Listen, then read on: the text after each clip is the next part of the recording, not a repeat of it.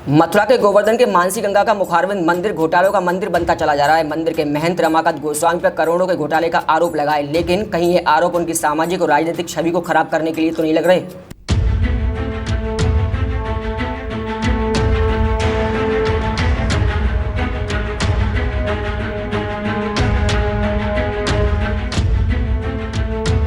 ब्रज के तीर्थ स्थलों में से एक तीर्थ स्थल गोवर्धन गिरिराज धाम भी माना जाता है। मानसी गंगा मुखारबिंद द्वारा आए दिनों लोगों द्वारा घोटाले का आरोप लगाया जाता है। पूर्व में हुए दान घाटी मंदिर में घोटाला किया गया था। 2017 से लेकर 2018 तक चढ़ावे में प्राप्त कुल धनराशि में से 10,74,82,000 रुपये मंदिर के खाते में जमा नहीं किए गए, जिसमें डालचंद चौधरी दोषी पाए गए थे। अब घोटाले का आरोप मानसी गंगा मुखारबिंद मंदिर के महंत रमाकांत गोस्वामी पर लगा है।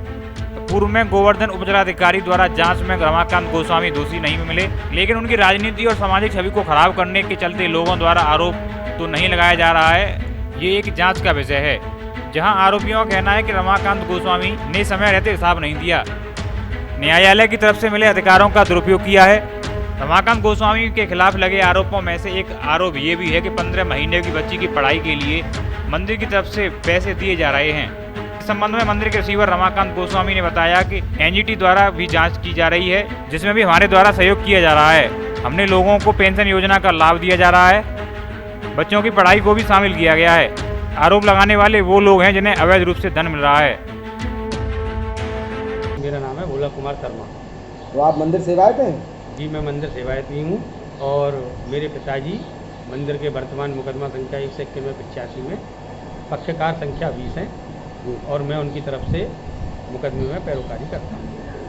ये अभी एक प्रकरण चल रहा है, मंदिर पे कुछ पुनर्निर्माण का कार्य करवा रहे हैं, कुछ पुराने फर्श को तोड़वा के रिसीवर साहब नई टाइल्स लगवा रहे हैं और इसके संबंध में 2 दिन पहले समर्थन में भी और इसके विपक्ष में भी दोनों तरफ से थोड़ा सा प्रदर्शन किया गया था। तो जो समर्थन कर रहे थे वो लोग कह रहे थे कि ये वादी प्रतिवादी की स्वीकृति के साथ में ही रिसीवर ये काम करवा रहे हैं। आप कितना सहमत हैं इस बात से? मैं इससे कतई सहमत नहीं हूँ और रिसीवर साहब को वादी प्रतिवादी की सहमति से कार्य कराने का कोई अधिकार नहीं है। उनको न्यायालय की परमिशन लेकर कार्य कराना चाहिए। रिसीवर न्यायालय ने नियुक्त किया है और मैं तो केवल ये कह सकता हूँ कि हम लोग तो उसके विरोध में हैं। उनको ऐसा कार्य कतई नहीं कराना चाहिए। मंदिर के अच्छे खासे फर्श को लॉकडाउन की अवधि में तोड़वा कर उन्होंने ठाकुर जी के धन के साथ गबन किया है, जो बिल्कुल गलत है। तो इसमें आपको कहीं भ्रष्टाचार की बू नज़र आ रही है? 100% भ्रष्टाचार नज़र आ रहा है और हम लोगों ने रिसीवर साहब के खिलाफ 3069 का एक एप्लीकेशन कोर्ट में डाली हुई है। उस पर सुनवाई के लिए अंतिम अवसर इनको दिया जा चुका है। केवल लॉकडाउन लगने के कारण वो हमारी एप्लीकेशन पेंडिंग हो गई और उसके अवसर का लाभ उठाकर उन्होंने बिना न्यायालय की परमिशन के इस कार्य को कराया है, जो बिल्कुल ही गलत है और दुर्भाग्यपूर्ण है। तो आपको क्या लगता है कि अब तक रिसीवर साहब कितना घोटाला कर चुके होंगे? रिसीवर साहब के कार्यकाल का जैसा कि इन्होंने बताया है, ये सन 7/7/2010 से हमारे मंदिर पर रिसीवर है और उन्होंने कहा कि मैं लगभग 10 करोड़ रुपए वार्षिक आय मंदिर की इन्होंने अपने उसमें वक्तव्य में अदालत में बताया है। तो उस हिसाब से इन्होंने लगभग 95 करोड़ रुपए के ठेके के द्वारा मंदिर से आय प्राप्त की है और मुझे लगता है वो सब धनराशि को ये खर्च कर चुके, उसका गबन कर चुके। हर कार्य पारदर्शी तरीके से हो रहा है। वादी प्रतिवादी और थोकदारों के साथ सहमति करके मीटिंग करके उनको बाकायदा बता करके अब ये काम किया जा रहा है। सारे काम मंदिर के हित में हो रहे हैं। मैं 2010 में रिसीवर बना था।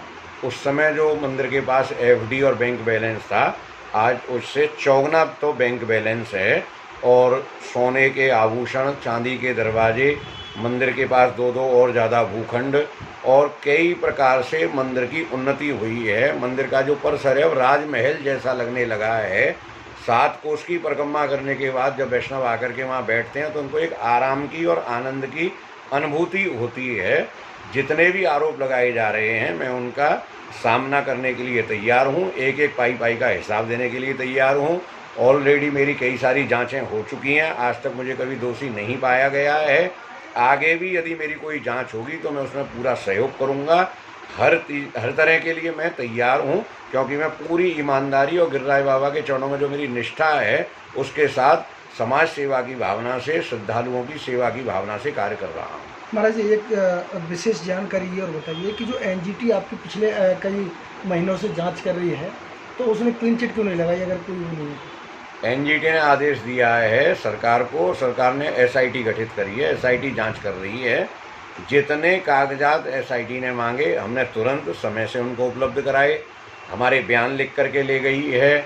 एसओ के बाद एसपी के बाद और ऊपर के अधिकारी आए, सबने जब हमसे जो पूछा, जो चीज़ें देखी, हमने पूरा उनका सहयोग किया है।